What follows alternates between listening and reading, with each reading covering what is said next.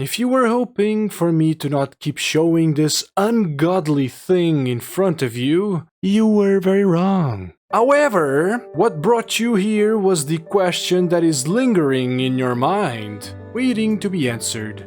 Is the Remake Rebirth trilogy making everything worse? Oh, the story is terrible. They changed everything. I don't like it. The world building is bad. All the characters expansion that got more time and development is stupid. The new gameplay is ass. The new music is horrendous. And the graphics are downright disgusting. It's like you can't even understand what's on the screen. Guess there's only one solution to this problem. We must go back to the original Final Fantasy VII. That will solve all of these problems.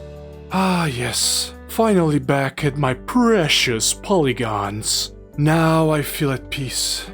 Okay, here's another option for you. If you do not like the new direction that the games and story are heading to, why don't you just play and focus on the OG game? Ignore the new trilogy. That's it. Because as someone who has played the original, I can tell you with full confidence that even though we have not played the last part of the remake trilogy, the new trilogy expands the original so much more. And it's very well done. We're talking not only locations, environment, gameplay, but also characters. And I'm just going to say that playing or watching the OG game, it makes the remake and rebirth a better experience. But if you become a fan of this series, it is only natural that you would want to explore more of this universe. So let's very quickly go through some categories and see the difference between the original and the new games, to find out if in fact it got worse or if it improved. Character. And where are the rest of you? Up your ass! Seeing how in the OG FF7, a completed game where its story begins and ends, meaning that it has a more limited time in its length, meaning that the devs had to cut corners with the story progression and interactions between every character in the game, so that you would not take 500 hours to fully complete it, which would of course indicate the necessity of more time in development, and more money of course. The length is also translated in the fact that at the time there was only speech bubbles and no voice characters. And the best example of that is the original Final Fantasy VII, that was separated into 3 parts, where on one hand it takes 2 hours to go through the beginning of FF7, on the other one it takes 40 hours for a remake. Recognizing of course that not all was entirely well done or even necessary. I'm looking at you, Chapter 6. And realizing that FF7 Remake, at the end of the day, is technically not a one-by-one retelling of the original, but in fact a sequel that will still need to go through a similar story beat, namely the moments and memories that you have of these characters that define what they are, not only to the story, but to you as well. But still, you need to be surprised and not know about the future, so that you can wonder and be excited for what's to come. Gameplay. From a, not quite, turn-based combat to a, not completely, action gameplay. Thank the devs that we did not get the similar turn-based combat like the OG, and instead a revamp that is basically an action format with mechanics from a RPG. Instead of being locked in a make decision on the spot and waiting for the meter to fill up, so that your characters can make any action, in the new Remake Rebirth series you have so much more freedom. If you are not playing the classic mode, that is, which brings you closer to what the OG experience is, in case you don't like the action aspect of Remake, or you just were never good at it from the get-go, which is fine. That's why these options and difficulty modes exist in the first place. But then again, let me just remind you, in the OG you have your normal combat, limit breaks, and summon animation attacks. In the new Remake series, you have a plethora of ATB moves and battle styles across multiple characters that have been, and will, keep being expanded with each release. Summons that fight with you on the battlefield, and do ultimate attacks as a goodbye gift. beautiful and spectacular limit breaks that can make you turn the tides of battle and clutch that victory for you. That also includes the newly added synergy abilities in Rebirth. And I can't wait for what they bring in Part 3. I really hope you can change on the fly between members while you are in battle, like in FF10. That would be another dream come true. But hey, imagine, you are playing this scene for the first time. You are Zack. You just met up with your best buddy, Cloud, who is apparently cured and is full of confidence. Yet this reunion is ruined by none other than Sephiroth. You are done with all these crazy reality jumps, from your home to darkness, then from empty space to literal space. Nothing makes sense, and it's all Sephiroth's fault. So let's beat him up. Screw the sword, I'ma throw hands with this bitch. On my honor as a soldier! We're not done here! Bye now! Let's bring it home! Great mind! Love how Cloud starts to act more like Zack as soon as they meet again. They are in total sync. Only by separating them can Sephiroth have a chance at winning. Graphics. What's there to say about this one? Just look at this and tell me which is better. Music. This one I'll say I like both very much. The OG has a collection of masterpieces that are expanded upon in Remake, Rebirth, with more of them being done for Part 3. Granted that the new soundtracks slap hard, especially the Rebirth ones.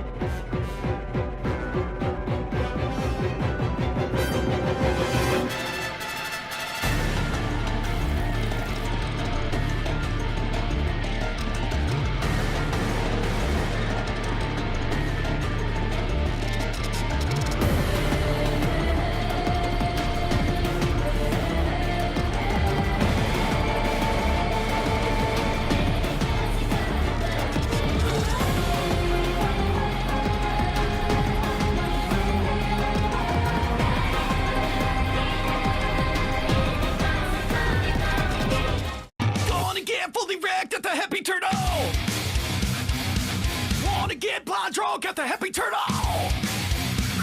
Get inside, find a seat and order something strong. No matter who you are, like we even care.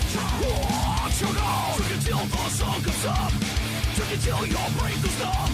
Let yourself slip all the home and then give into the riptide. Pound it, down it, pound it, down it. Pound it, down it, pound it, down it. Slide out. Turtle shield to rampage. Keep the flip around the bottle. Turtle shield to run riot. Keeping it crazy, you'll never stop. So come on, so come on, so come on, so come out of your shell. The devs really cared, and it shows. It's all because of the original success and legacy that these beauties can exist today. Not only the music, but everything else. Either way, Remake Trilogy is nuts, even when there's a last part that we have yet to see. Just look at the most recent one, Rebirth. It's like 50 games all crammed into one.